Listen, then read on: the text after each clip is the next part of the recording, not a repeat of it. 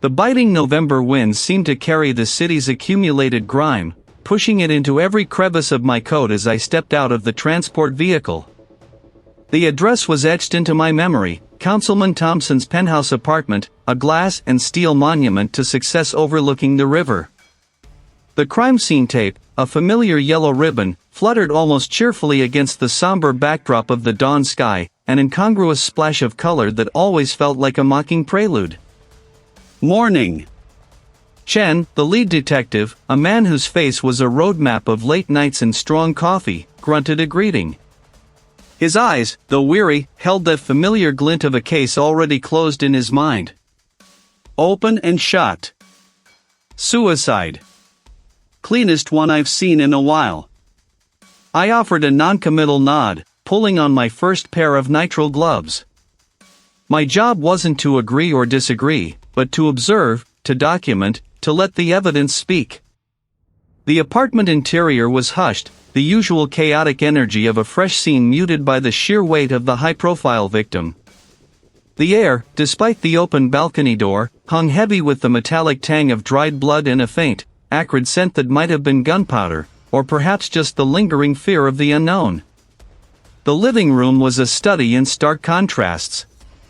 Sleek, minimalist furniture stood sentinel around a central tableau. Councilman Thompson lay sprawled on an expensive Persian rug, his left arm awkwardly splayed. A dark, viscous pool had bloomed beneath his head, staining the intricate patterns of the rug. His right hand, still clenching a heavy-caliber revolver, rested beside his body. The weapon's dark finish caught the ambient light, a silent, menacing presence.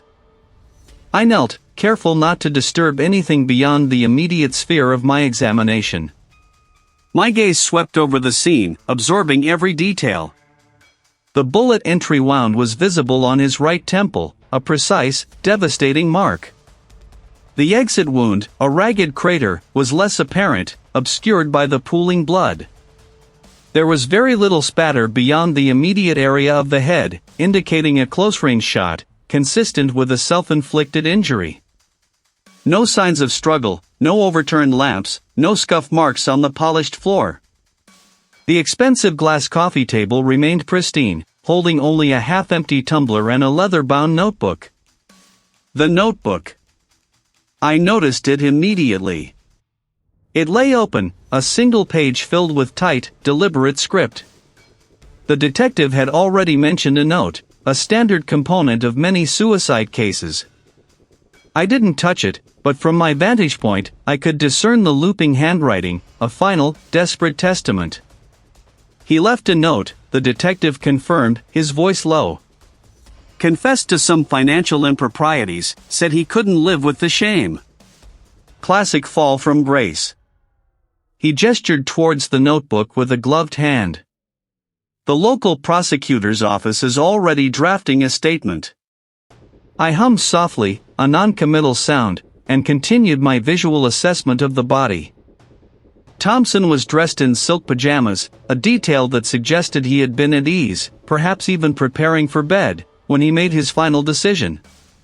His glasses lay shattered on the floor a few feet away, perhaps dislodged by the force of the shot. A detail, nothing more. My eyes traveled to the revolver. It was a substantial piece, its weight alone enough to deter an unsteady hand. The grip was clean, no obvious smudges or foreign fibers. This was good for the official narrative. The weapon was still loosely held in his hand, fingers curled around the grip, though not with the death grip I sometimes saw. The scene technician, meticulously photographing every angle, shook his head. None that we've seen, Seth. No bruises, no broken nails, no signs of a struggle.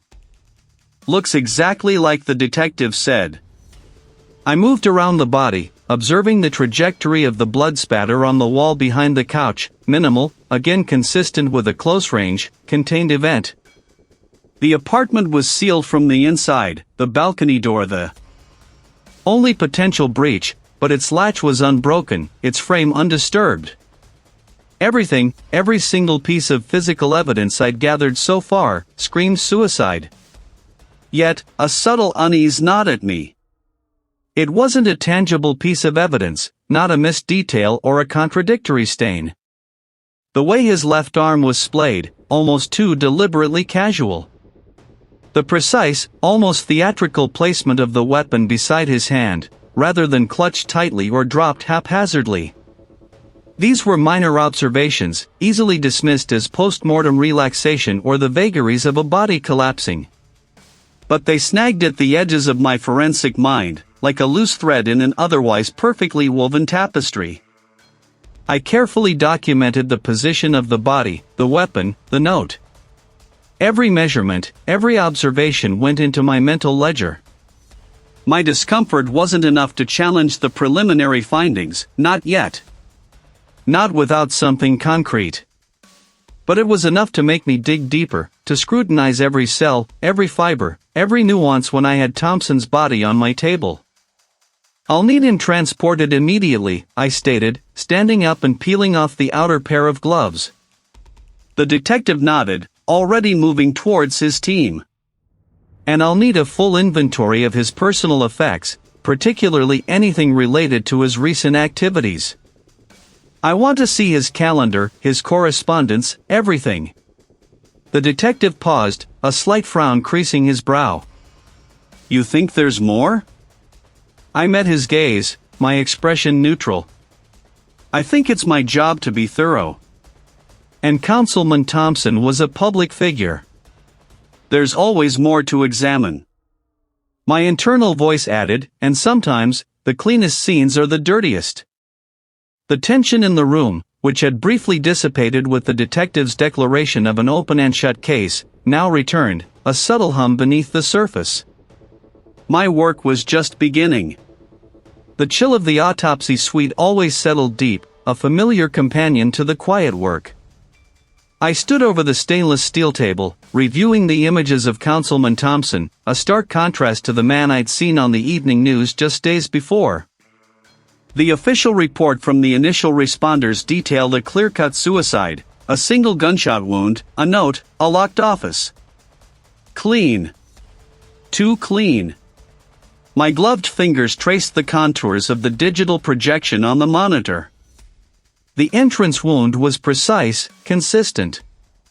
Yet, something continued to nag at me, a persistent static in the back of my mind.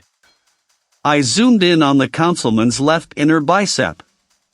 There it was, barely perceptible, a faint, linear contusion, no larger than a thumbprint. It was an anomaly I'd noted during the initial examination but had set aside, a detail easily dismissed as an incidental scrape or a post-mortem artifact. But now, isolated on the screen, its pattern suggested pressure, a brief, firm grip. Not violent, not a struggle, but a deliberate hold. A detail inconsistent with a solo act. A subtle, nagging doubt began to solidify into something more substantial. If it wasn't an accident, and it didn't fit a suicide, what was it? My internal voice whispered, "This is where the story begins to unravel." I pulled up the inventory of personal effects collected from the scene. The detective had been eager to close this case, a high-profile suicide that would reflect well on his swiftness. He'd barely glanced at the mundane items. But I was not the detective. I requested the contents of the councilman's briefcase and the pockets of his jacket. Among the usual accoutrements of a city official, a high-end pen, a pristine leather wallet, a set of keys, I found a small, folded piece of paper tucked deep inside a zippered compartment of the briefcase. It wasn't a note, nor a business card. It was an old, faded receipt from a defunct municipal archive, dated over a decade ago. On the back, handwritten in a tight, almost cramped script, was a series of numbers and a partial address, clearly an abbreviation. PSH, WG7, LV3. 14th. PSH. My mind cycled through possibilities. PSH. Psychiatric state. Hospital. But there hadn't been a state hospital in the city for decades. The facility had been decommissioned, its main buildings repurposed or demolished. Only one section remained, largely forgotten, left to decay. The psychiatric hospital abandoned wing with old records. The numbers and letters, Wing 7, Level 3, Room 14, pointed to a specific location within that sprawling, derelict structure. And the handwritten addition, Tuesday, 2 p.m. A date, just 3 days before the councilman's body was found. The detective would never greenlight a trip to a condemned building based on a decade-old receipt and a cryptic note. He'd call it a wild goose chase.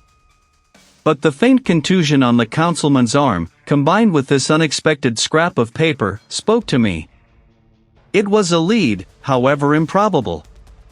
The next afternoon, I found myself navigating the city's forgotten outskirts, the GPS leading me down crumbling asphalt roads that had once buzzed with activity. The psychiatric hospital abandoned wing with old records loomed against the bruised sky, a monolithic testament to a bygone era. Its windows, like vacant eyes, stared out from cracked concrete, reflecting nothing but the gray afternoon. Weeds clawed at the foundations, and the air was thick with the scent of damp earth and decay. I pushed through a rusted service door that groaned in protest, its hinges screaming like tormented spirits. Inside, the silence was absolute, broken only by the crunch of my boots on fallen plaster and shattered glass. Dust motes danced in the slivers of weak sunlight that pierced the grimy windows, illuminating a landscape of forgotten furniture, overturned gurneys, and medical equipment left to rust. The peeling paint on the walls, once a calming institutional green, now resembled diseased skin. My flashlight beam cut through the gloom, revealing rows of metal filing cabinets, their drawers ajar, spilling their secrets onto the floor. This was the archive. The air here was heavy with the smell of old paper and mildew, a library of lives meticulously documented and then abandoned. I pulled on a pair of latex gloves from my bag. The dust was thick, a blanket over everything. My eyes scanned for any sign of recent disturbance, any indication that the councilman might have been here. Nothing obvious. I began my search on level 3, the beam of my flashlight playing over faded labels. Most of the files were generic, patient records from decades past. I wasn't looking for a patient. I was looking for Councilman Thompson, or whoever he might have been here to see, or what he might have been here to find. Then, tucked away behind a stack of intake forms for the year of the receipt, I found it. Not a patient file, but a logbook. Visitor registry, special access. My breath hitched. The entries were sparse, mostly maintenance crews or authorized personnel. But toward the back, covering the last 6 months, a new pattern emerged. Each entry included a time, a duration, and a cryptic purpose: site survey, historical research, property assessment. And next to the entry for the Tuesday, 3 days before his death, under the name Mr. Davies, I saw it. The handwriting was unmistakable, matching the cramped script on the receipt. Councilman Thompson. And then, the real revelation. Project Delta. Confirmed. Oversight notified. Project Delta. Oversight notified. The words hit me with the force of a physical blow. This wasn't a suicide. My suspicions had been right. The suicide was a meticulously constructed lie. Councilman Thompson hadn't taken his own life. And I, Seth Chen, had just found the first, undeniable thread of a conspiracy that reached far beyond a single, tragic death. I was no longer just examining a body, I was standing on the precipice of something vast and dangerous. The words Project Delta. Oversight notified had burrowed into my skull, an unwelcome guest refusing to leave. The official report, stamped and signed, declared Councilman Thorne's death a suicide. A tragic end to a public servant under immense pressure. But I knew better. The faint contusion on his arm, the subtle disarray in his study that spoke more of a struggle than a final, peaceful surrender, these were whispers the official narrative drowned out. I sat at my workstation, the sterile gleam of the stainless steel reflecting my grim face. My hands, usually precise and steady, trembled slightly as I reopened Thorne's file. "Shen, you're still at it?" The voice belonged to my superior, the chief forensic investigator. He stood in the doorway of my lab, his expression a practiced blend of concern and thinly veiled impatience. "The preliminary findings are conclusive. The city official wants this wrapped up. Public confidence, you understand." I met his gaze, my jaw tight. "There are discrepancies, sir. Minor, perhaps, but they warrant a closer look." He sighed, a sound that grated on my nerves. "Minor discrepancies don't overturn a clear case." The man jumped. "End of story. Don't waste resources chasing ghosts." He paused, his eyes narrowing slightly. "You've had a long week, Seth. Maybe take a day. Clear your head." It wasn't in order, but the implication hung heavy in the air. "Drop it." The subtle pushback was already starting. They wanted a clean narrative, a swift resolution. But the internal gears of my mind, once set in motion, couldn't be so easily halted. I nodded vaguely, waiting for him to leave before I truly began. I started with the personal effects retrieved from Thorne's residence. The usual wallet, keys, phone, and a plain silver watch. But something about the watch felt off. It was heavy, far heavier than its simple design suggested. I ran my thumb along its smooth casing, feeling for seams, for any imperfection. Near the hinge, almost imperceptible to the naked eye, was a faint line. A hairline crack in the otherwise flawless metal. With a delicate touch, I pressed along the seam. A tiny click. The watch face swiveled open, revealing not gears, but a minuscule cavity. Inside, nestled on a bed of velvet, was a micro-SD card, no bigger than my fingernail. This wasn't a suicide note. This was a secret. Next, I turned to his medical history. Thorne's public records painted a picture of robust health for a man his age, with only routine checkups and a mild blood pressure medication. A brief, almost immediately redacted note about short-term therapeutic observation at an unspecified facility, followed by a prescription for a powerful sedative not typically used for blood pressure. The entry was a ghost, barely there, but it was enough.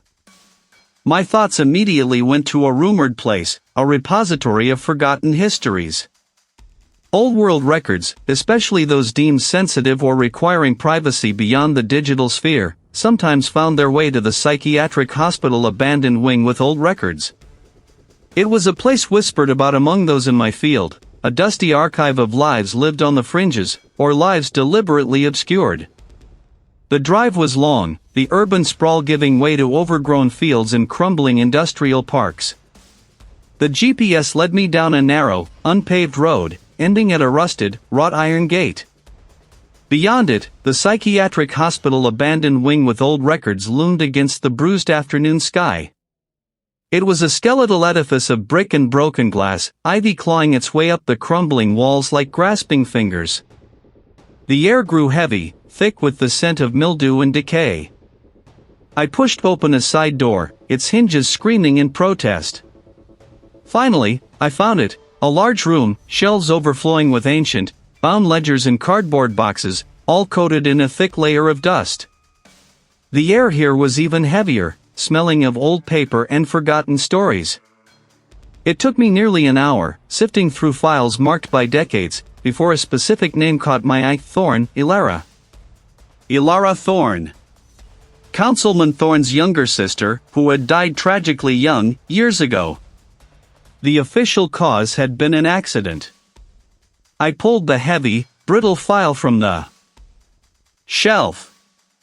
It wasn't an official document. It was a fragment of a diary entry, written in a delicate, looping hand. Most of it was mundane, a young woman's anxieties. From the realization that settled deep in my bones. Ilara Thorne hadn't died in an accident. He had been investigating Project Delta, just like her brother. The contusion on Thorne's arm, the micro SD card, the hidden history, it all clicked into place. This wasn't just a conspiracy. This was a vendetta, spanning years, perhaps even decades.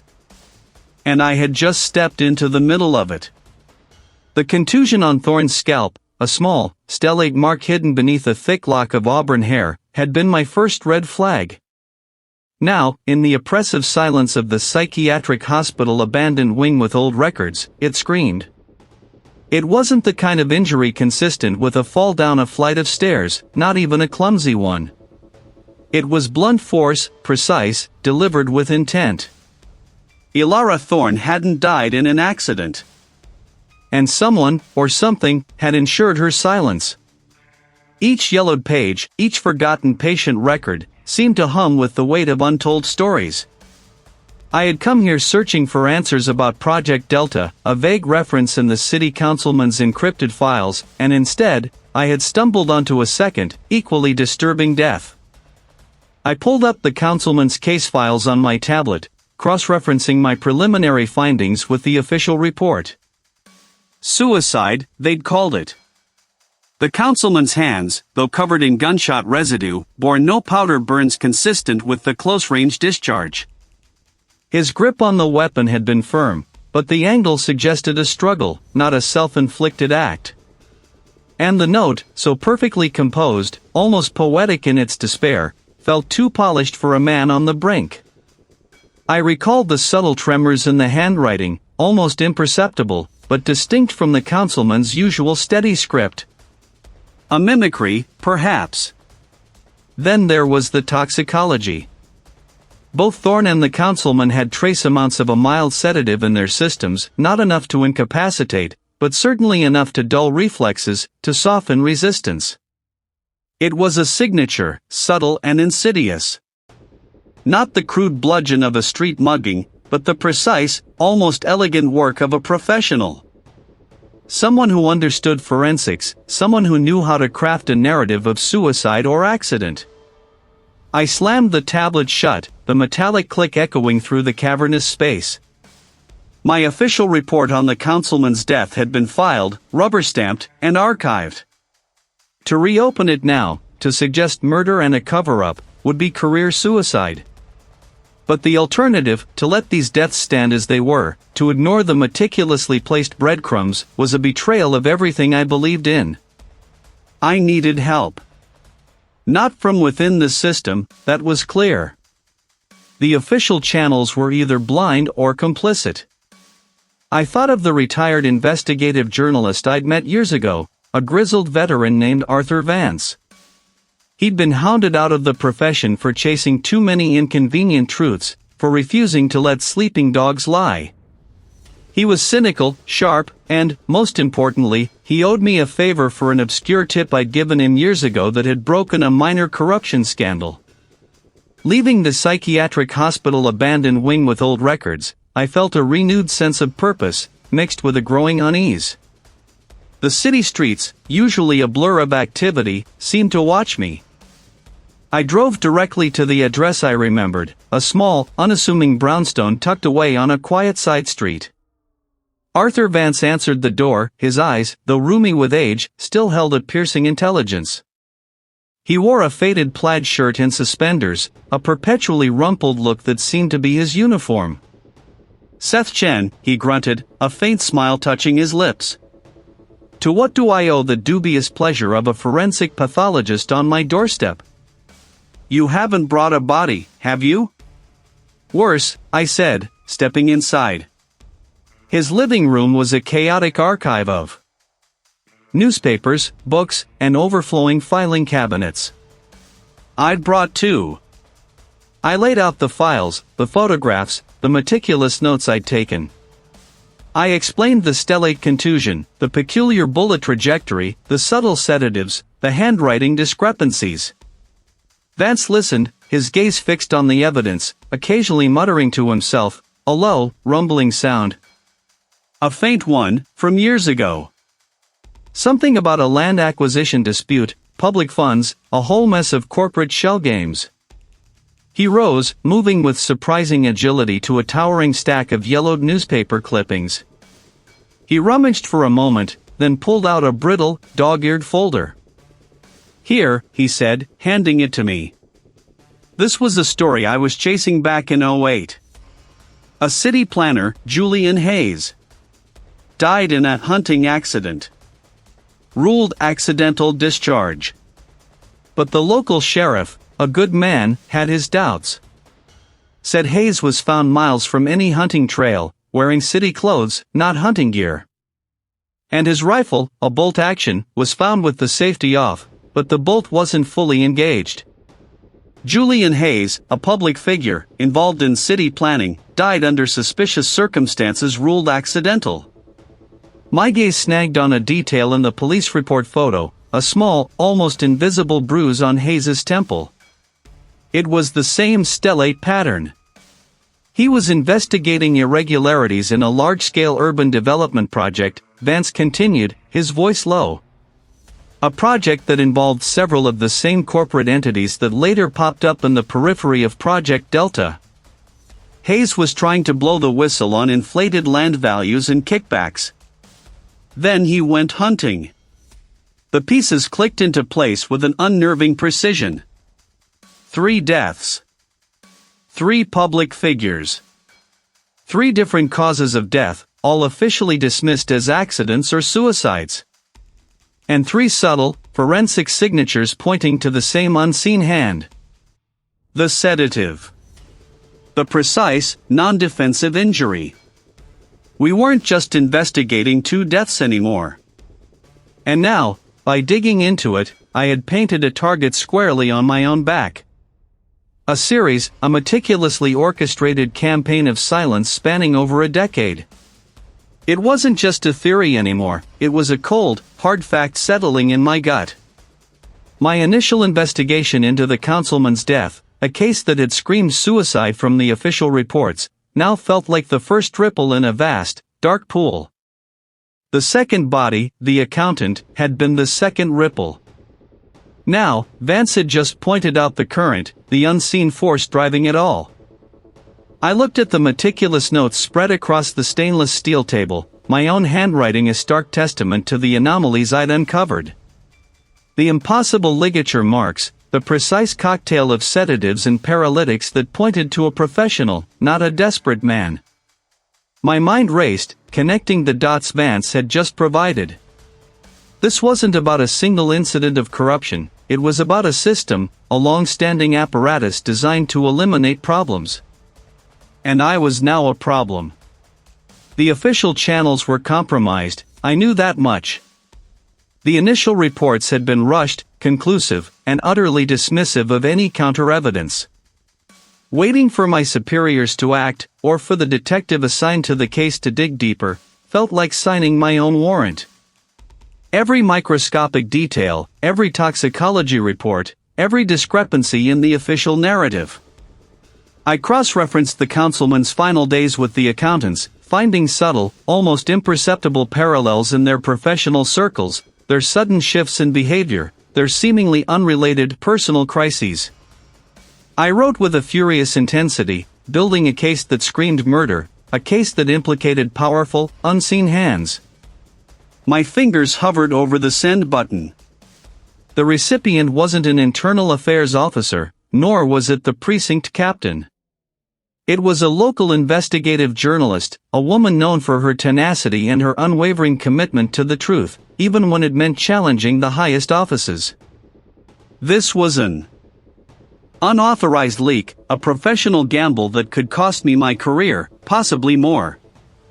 I pressed send. The following afternoon, the city erupted. A banner headline screamed across the digital news outlets, "Forensic Anomaly, Councilman Suicide Questioned by Internal Investigator."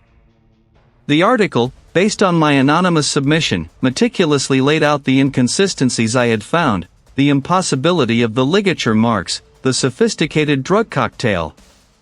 It didn't name me, but the details were too specific, too niche, not to point back to my department. The official narrative was shattered. My phone, usually quiet, became a vibrating menace in my pocket.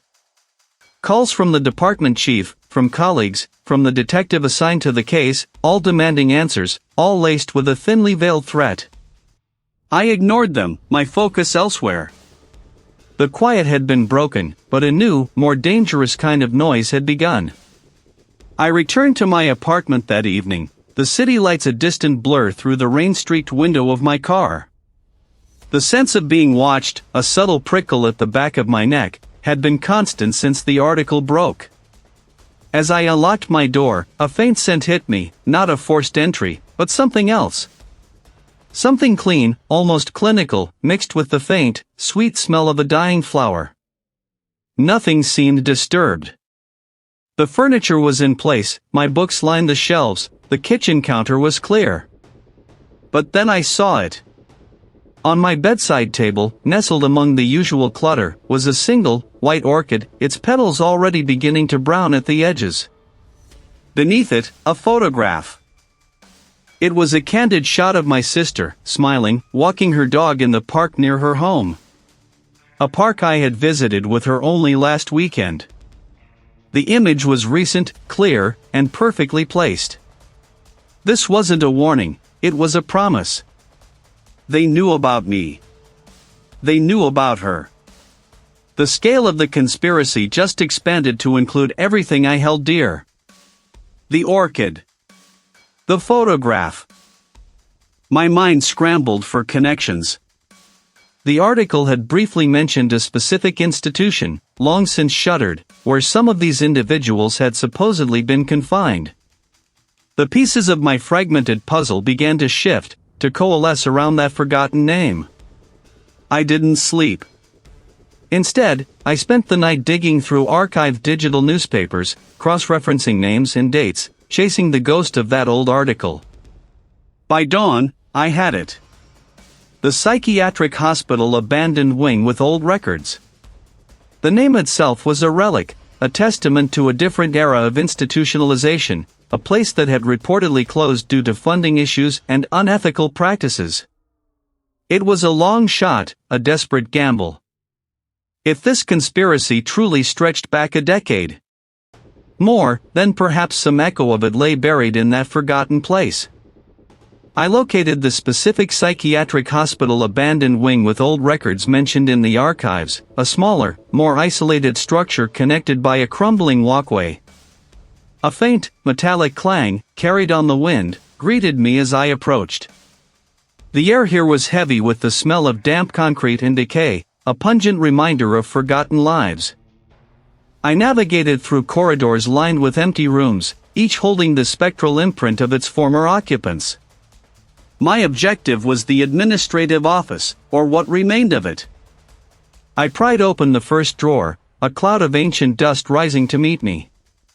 Inside, brittle manila folders, their labels faded but still legible, detailed patient admissions and discharges from decades past. I began to sift through them, my gloved hands moving with a surgeon's precision, scanning for anything that hinted at a pattern.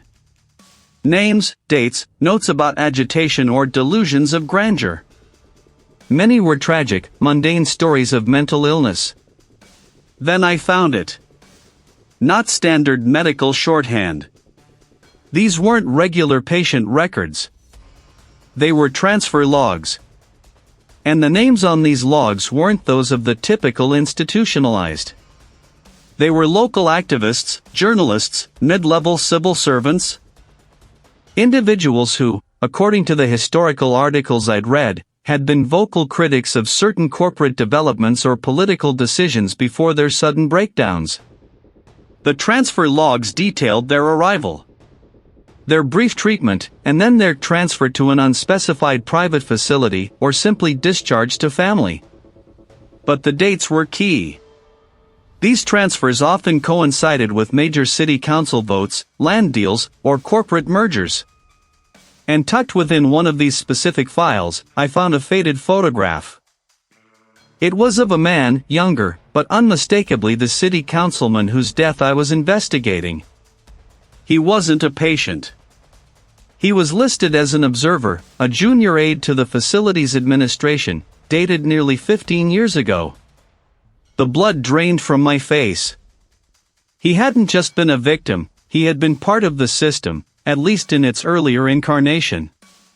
He had been complicit, or at the very least, an eyewitness to its machinations. The man I had examined, the man whose suicide had been staged, had known too much, for too long. And now, so did I. The single white orchid in my apartment pulsed with a new, terrifying significance. I wasn't just investigating the dead, I was walking among them. The official transfer logs, meticulously scanned and stored on my encrypted drive, hummed with a quiet malice. They detailed arrivals, brief treatments, and then those vague transfers to an unspecified private facility or discharge to family. But the dates, those were the real story. Each transfer often coincided with a major city council vote, a significant land deal, or a corporate merger. And tucked within the monotonous entries, a single name, repeated across several years as a ward attendant, caught my eye: Elias Thorne. His transfers were always to the same private facility, never specified, always just a code. My gut told me Thorne was a key, a gatekeeper perhaps, or worse, a facilitator. Researching his name led to a dead end in official records, but a forgotten property deed from the city archives linked him to the defunct psychiatric hospital abandoned wing with old records on the city's outskirts. The internal affairs investigator, a stern woman whose name I couldn't recall, had given me a polite, firm warning about exceeding my mandate. That was my cue. I was off book now, a ghost in the system, and the chilling sensation of being watched had been my constant companion for the past 48 hours. My phone, a burner, was silent, but I felt the digital tendrils of surveillance reaching for me.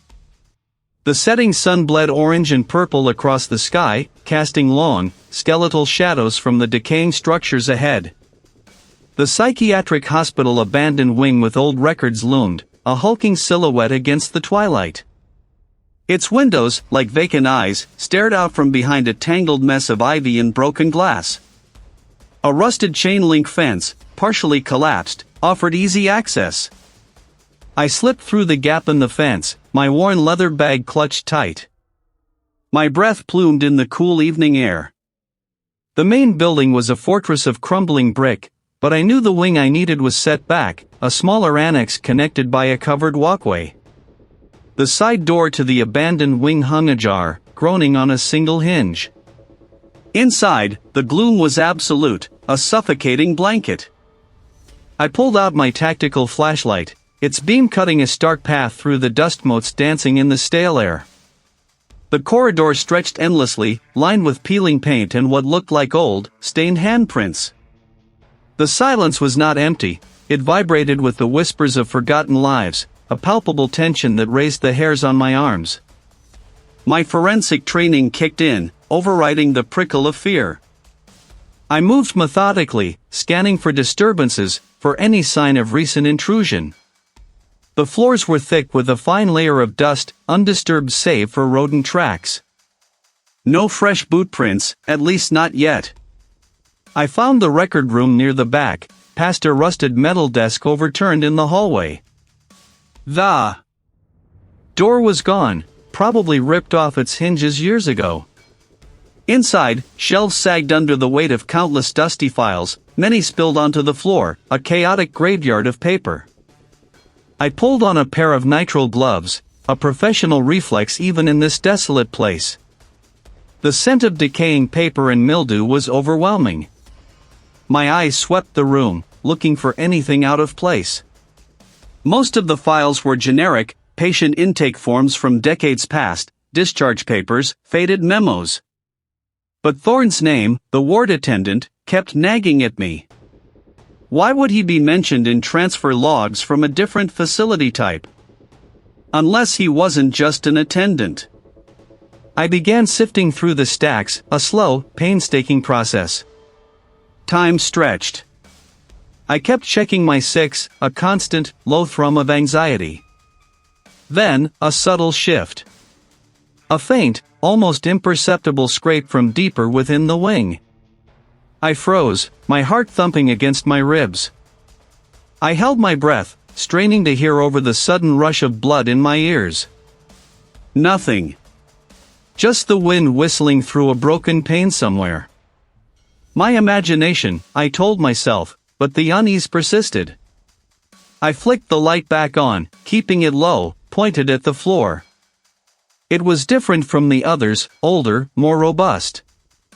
Its drawers were padlocked. A cheap, rusted lock, easily bypassed with the small pry bar I carried.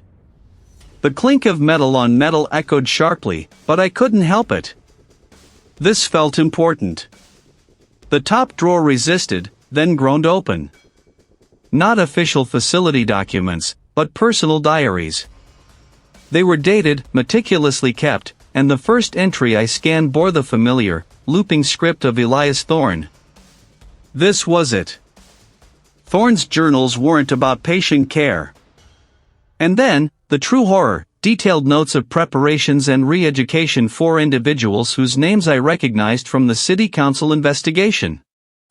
People who had officially disappeared or committed suicide. These were not transfers for treatment, these were holding patterns, reprogramming, a clandestine operation disguised under the guise of mental health. One entry, dated just weeks before the councilman's alleged suicide, read subject 7 gamma proving difficult. Resists conditioning. Requires enhanced persuasion. Overseer pleased with progress on 8 alpha. Ready for reintegration. My fingers trembled as I turned another page. A detailed schematic, crudely drawn but clear, of a subterranean network of tunnels connecting to various city buildings, including the old municipal archives and a corporate high-rise. Not a creak, not the wind, but the distinct sound of a heavy boot on loose debris. I didn't hesitate. I shoved the journals into my bag, ignoring the files still on the floor. They knew I was here. I moved with practiced stealth, hugging the walls, my footsteps light. I heard the distinct rustle of clothing, then a low grunt. They were moving into the record room, searching. I had to get out. A small, grimy window high on the wall, overlooking the overgrown rear yard. It was my only way. I climbed onto a precarious stack of old boxes, my muscles screaming in protest, and pushed. The glass shattered outward, a loud, violent explosion that would surely draw attention. Adrenaline surged. I scrambled through the jagged opening, tearing my jacket, my skin scraping against the rough frame. I landed hard on the damp earth below, rolling to absorb the impact. I was on my feet in an instant, running, not looking back, the sound of shouts and breaking glass echoing from the abandoned wing. The journals, heavy in my bag, were my burden and my salvation. I had found the evidence, but now, I was truly running for my life. The sudden, sharp crack from the corridor outside ripped through the silence. I didn't hesitate. My flashlight beam flickered, revealing a shadow that stretched long and distorted across the grime-streaked wall opposite the doorway, momentarily obscuring the peeling paint and water stains. My breath hitched. The air, already thick with the scent of mildew and decaying paper, suddenly felt thin. Metallic. My hand found the rough edge of a heavy, metal filing cabinet, its drawers half open and filled with forgotten lives. Footsteps. Slow, deliberate. They scraped against the grit of the corridor, growing louder with each beat of my frantic pulse. A faint beam of light, not as powerful as mine, cut across the doorway, sweeping the room. It danced over the scattered files I'd left, the overturned chair, the empty shelves. The light paused, hovering over the floor where I'd been working. I heard a soft grunt, then the rustle of paper. They were looking at the files. They knew someone had been here. My grip tightened on the strap of my bag, the weight of the journals suddenly feeling immense, a lead anchor. I needed to move. The beam shifted, starting to sweep towards my hiding spot. I couldn't risk being found. Not now, not with what I suspected was in my bag. I edged along the filing cabinet, my shoes silent on the thick dust, and slipped into an adjacent room, a former records storage area even smaller than the office. The air here was even heavier, choked with the ghosts of forgotten data. I pulled the heavy, warped wooden door almost shut, leaving a sliver open, just enough to see the sliver of light from the corridor. Nothing, a low, gruff voice rumbled. It was deep, devoid of inflection. Just a mess.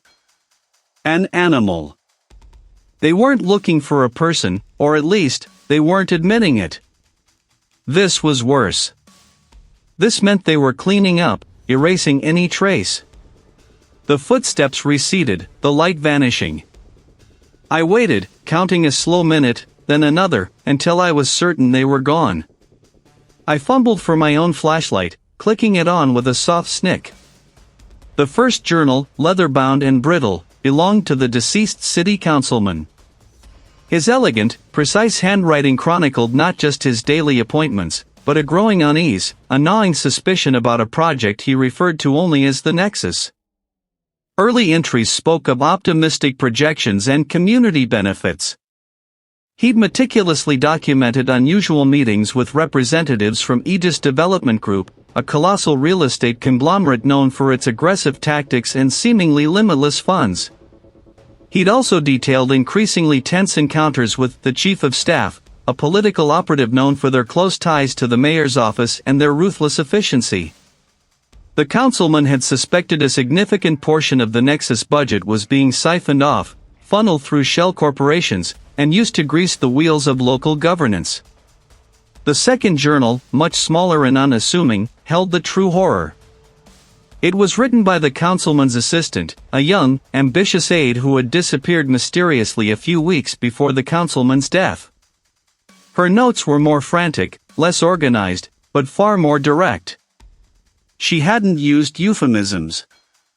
She'd overheard conversations, witnessed illicit data transfers, and even documented a specific meeting where the Chief of Staff had explicitly threatened the councilman's family if he didn't sign off on the final Nexus budget proposal. The councilman's suicide wasn't just a cover-up for corruption, it was a desperate silencing. He'd been about to expose a scheme that would have collapsed Aegis Development Group and decimated the careers of a significant number of elected officials. The Nexus project, ostensibly a revitalization of the city's decaying waterfront, was a massive money-laundering operation, designed to enrich a corrupt political faction and line the pockets of the conglomerate's executives. The councilman had been the last obstacle, and his aide? She'd known too much.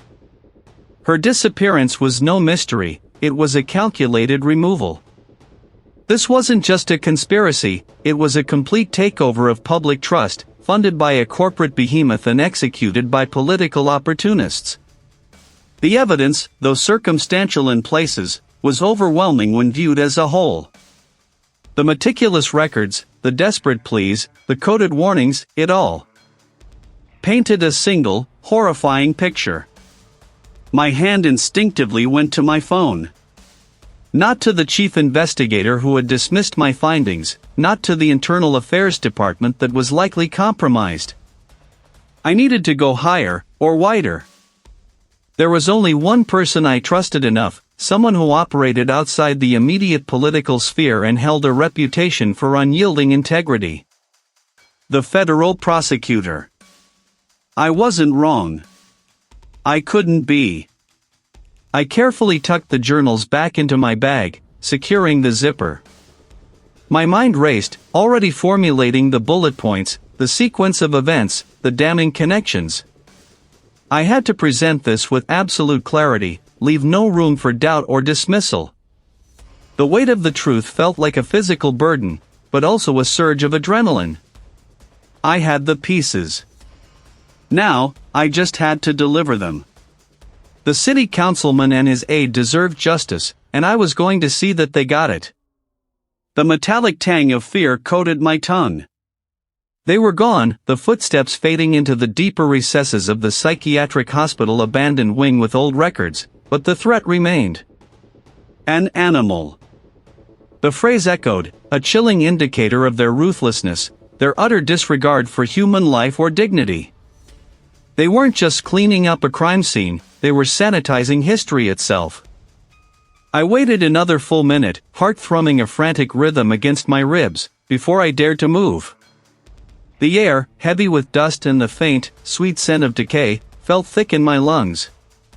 I edged out from behind the crumbling gurney, my gaze sweeping the gloom. The beam of their flashlight had been brief but revealing, enough to show me the warped linoleum floors, the peeling paint on institutional green walls, and the shadowy rows of shelves holding forgotten files. This was it. This was where the answers lay, if I could find them before they found me again.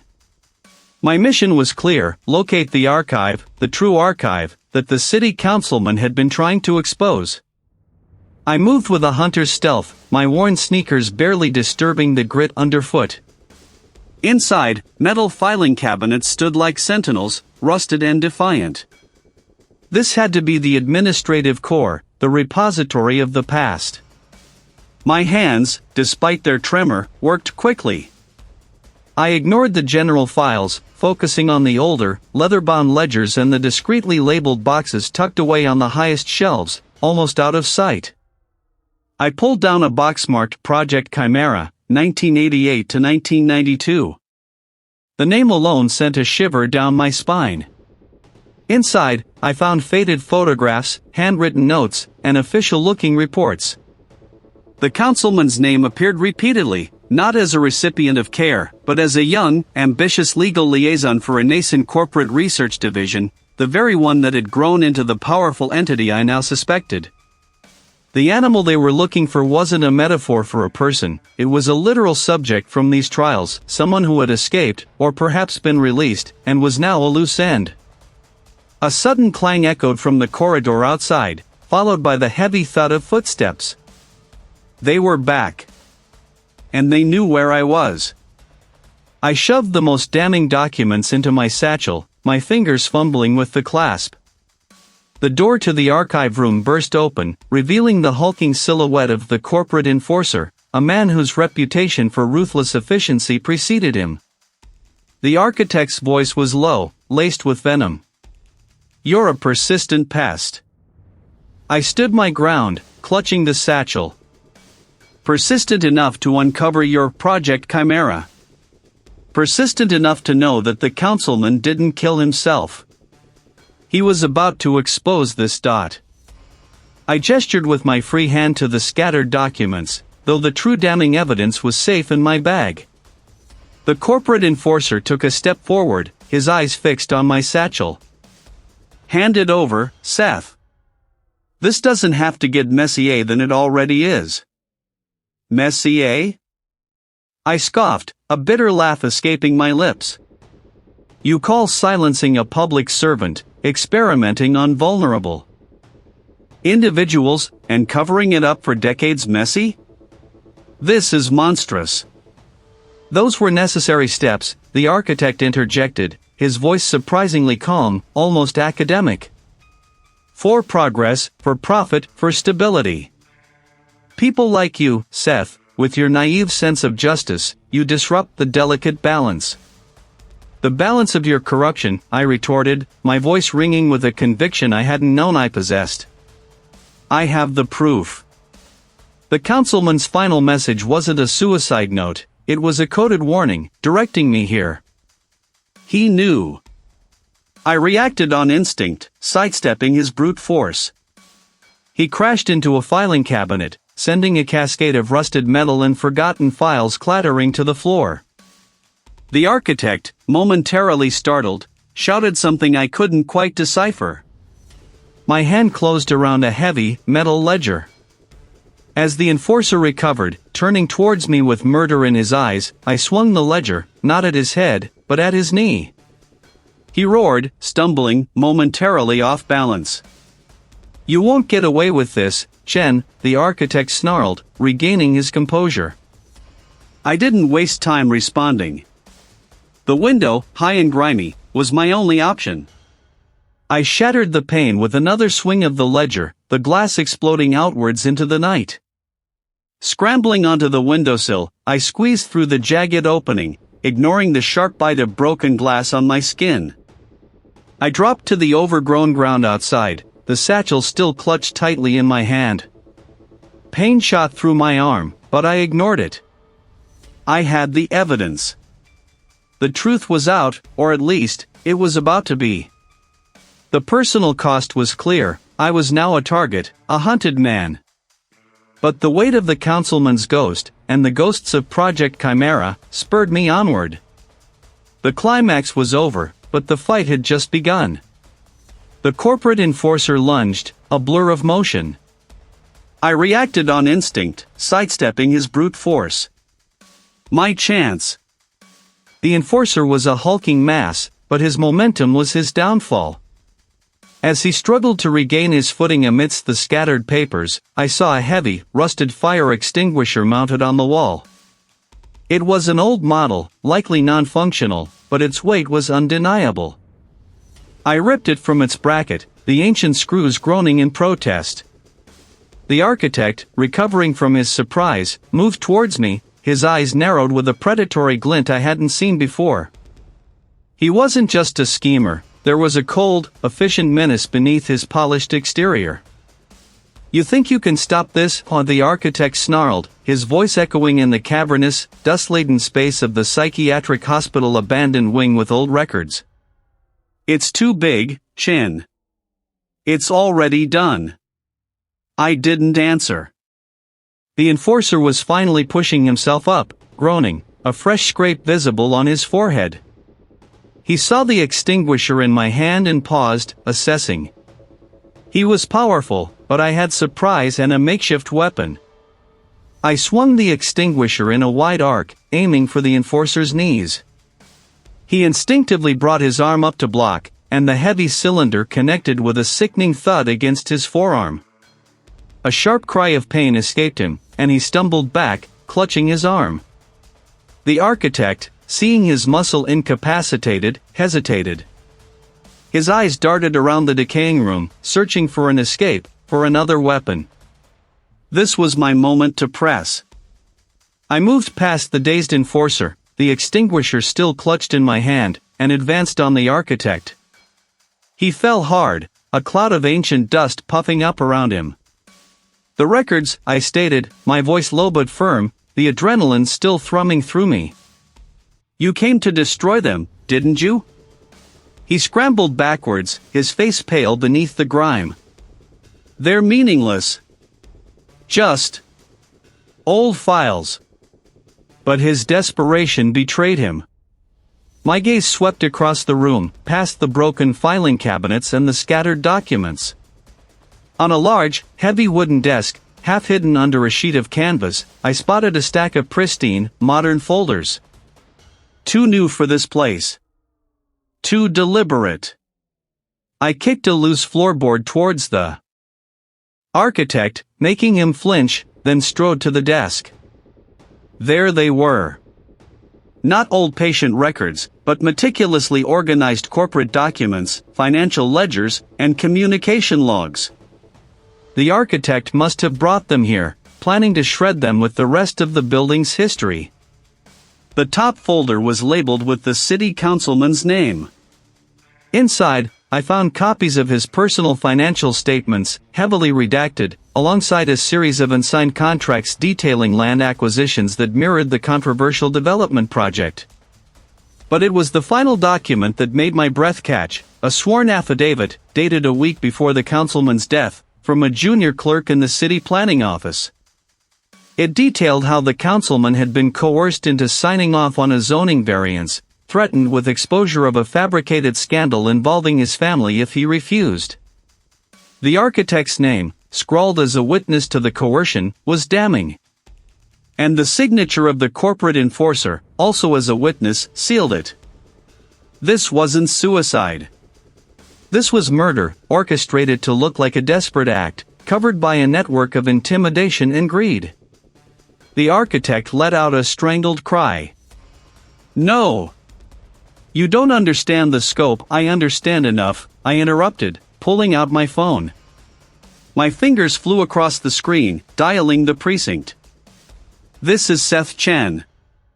I'm at the psychiatric hospital abandoned wing with old records. I have the architect of the city councilman's development project and an associate. I also have evidence implicating them in his murder and a much larger conspiracy. My voice was steady, despite the tremor in my hands. The enforcer was still nursing his arm, leaning against a crumbling wall, his eyes glazed with pain and defeat.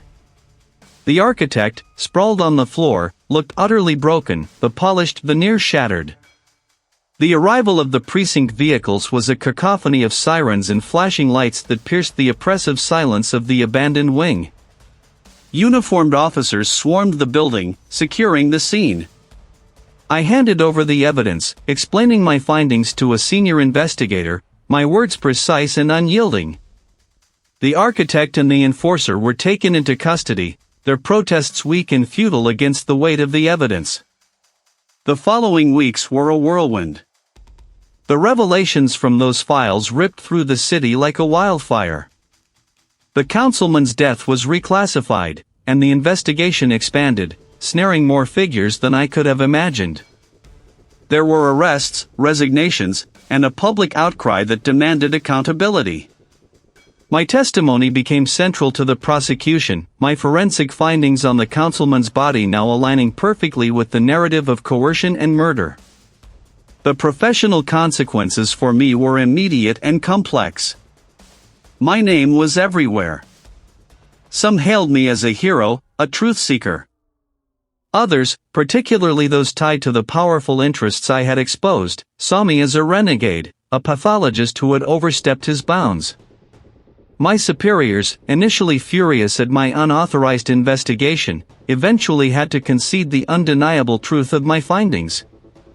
There was no reprimand, but there was a palpable shift in the air, a new distance. I had broken protocols, stepped outside the sterile confines of the lab, and in doing so, I had fundamentally changed my role. My perception of justice had also changed. It was about the messy, human machinations that led to that slab, the intricate web of power and corruption that could twist truth into a lie. Justice, I now understood, often required more than just evidence. It demanded courage, a willingness to risk everything to pull back the curtain. I stood by my lab window weeks later, looking out at the city lights. The scandal was still unfolding, its tendrils reaching deeper every day. The trials would be long, the process slow, and true justice, in all its forms, might never be fully served. But the truth was out. And that, I realized, was a victory in itself. The cost had been high. Personally and professionally. I had seen the ugliness of unchecked power, the lengths to which people would go to protect their secrets. But I had also seen the power of a single, unwavering pursuit of truth. My future in forensics, once a clear path, now felt less defined, more expansive.